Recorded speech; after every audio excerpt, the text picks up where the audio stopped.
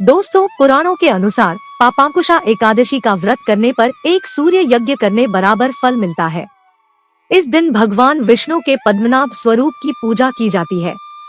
इस व्रत को नियम से करने पर 3 पीढ़ियों के पापों से मुक्ति मिल जाती है, मोक्ष की प्राप्ति होती है और चंद्रमा के बुरे प्रभाव को रोका जा सकता है। इसका व्रत को करने के फलस्वरूप शुभ फलों की वर्षा होने लगती है। मनुष्य को यमलोक का दुख नहीं भोगना पड़ता, बैकुंठ धाम में श्री हरि के चरणों में स्थान मिलता है। इस व्रत का पुण्य लाभ व्रत करने वाले उपवासक के मातृपक्ष और पितृपक्ष के 10-10 पितरों को यमलोक से बैकुंठ धाम की ओर ले जाती है। पापांकुशा एकादशी व्रत पाप कर्मों से रक्षा करती है।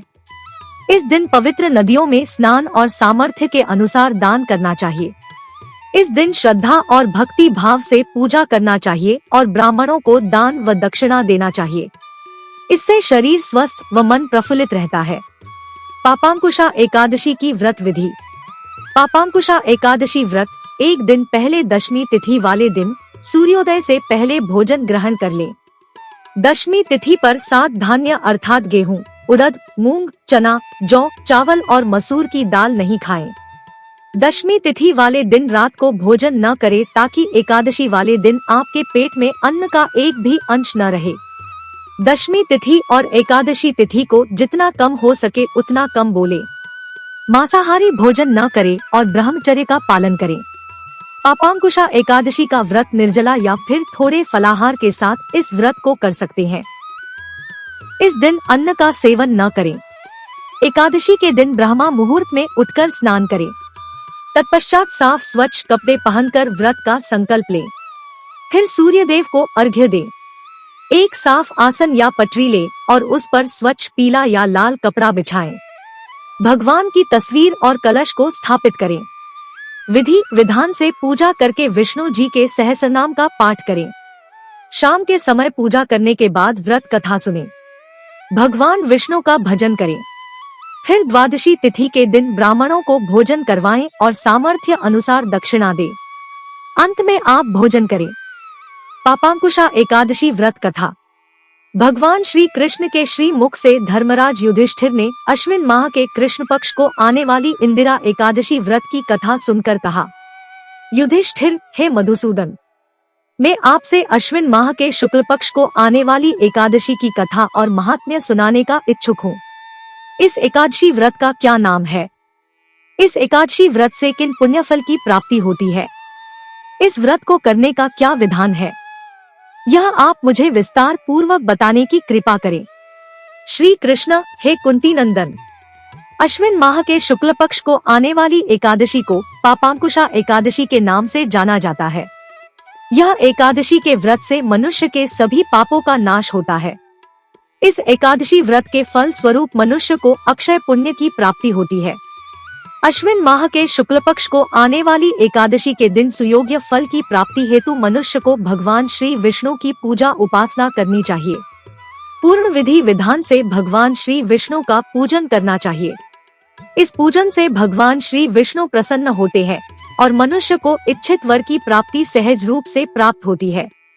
हे धर्मराज, जो फल प्रभु की कठोर तपस्या करने पर प्राप्त होता है, वही फल इस एकादशी के दिन व्रत अनुष्ठान से सहज रूप से मनुष्य को प्राप्त हो जाता है।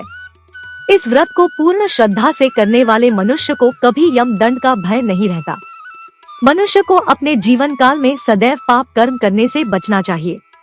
भगवान श्री हरि विष्णु का किसी भी स्वरूप में पूजन और स्मरण हमेशा सुखदायी और पापनाशक रहता है, किंतु पापांकुशा एकादशी के दिन किया जाने वाला भगवान श्री हरि का पूजन और कीर्तन मनुष्य के सभी कष्टों का निवारण करता है। इस व्रत के फल स्वरूप मनुष्य को स्वर्गलोक की प्राप्ति सहज रूप से प्राप्त होती है। हे राजन, अब मैं तुम्हें इस एकादशी व्रत की कथा सुनने जा रहा हूँ, अतः तुम इसे बड़े ध्यान से सुनना। प्राचीन काल में विंध्य पर्वतमाला में क्रोधन नामक एक बहेलिया निवास करता था। वह अपने स्वभाव से बड़ा ही क्रूर और अत्याचारी था। उसने अपना संपूर्ण जीवन लूटपाट, मदपान, पर स्त्री गमन और पाप कर्मियों की संगति में ही व्यतीत किया हुआ था। एक दिन जब उस बहेलिये का अंतिम समय आया, तब यमराज ने अपने यमदूतों को भेजकर उसे संदेशा पहुंचाया। यमदूत, हे क्रूर, तुम्हारे जीवन का अब अंतिम समय आ गया है। कल तुम्हारा अंतिम दिन है, कल हम तुम्हें लेने आ रहे हैं। बहलिये ने जब यह बात सुनी तो उसके होश उड़ गए थे और वह भय का मारा व्याकुल हो गया था। उसे कुछ सूझ नहीं रहा था कि वह इस अवस्था में क्या करे। आता वह वन वन भटकता ऋषि अंगिरा के आश्रम में पहुंचा। आश्रम में ऋषि को अपने सम्मुख पाकर उनके श्री चरणों ने नतमस्तक होकर प्रार्थना करने लगा। क्रोधन, हे मुनिश्रेष्ठ, मैंने अपने जीवन काल में सदैव पाप कर्म ही किए हैं। मेरा अंतिम समय अब निकट आ गया है और मैं भय के मारे व्याकुल हो गया हूँ।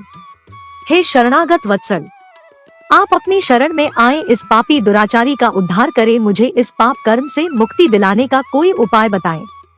अपनी शरण में आए मनुष्य का उद्धार करना एक ऋषि का परम कर्तव्य होता है।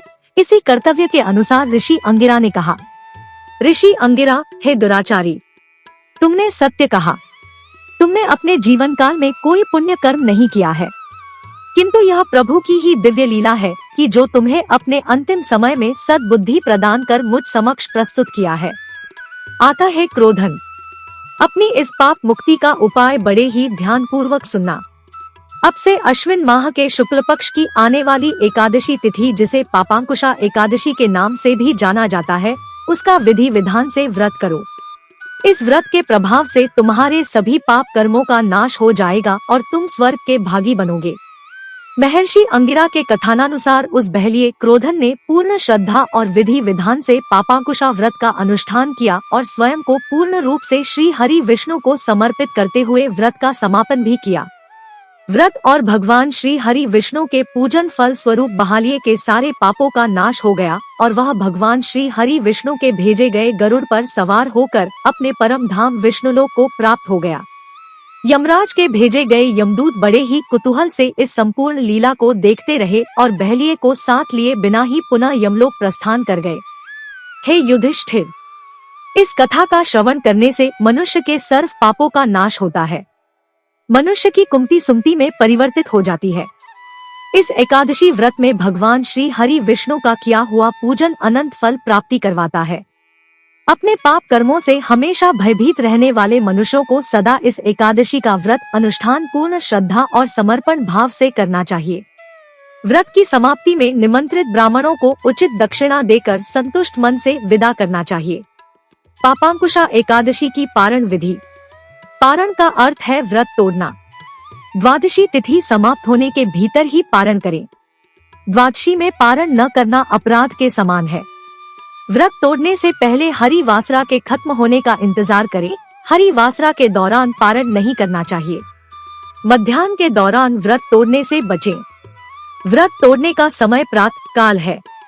किसी कारणवश प्रातः काल के दौरान व्रत नहीं तोड़ पाते हैं तो मध्याह्न के बाद व्रत खत्म करें।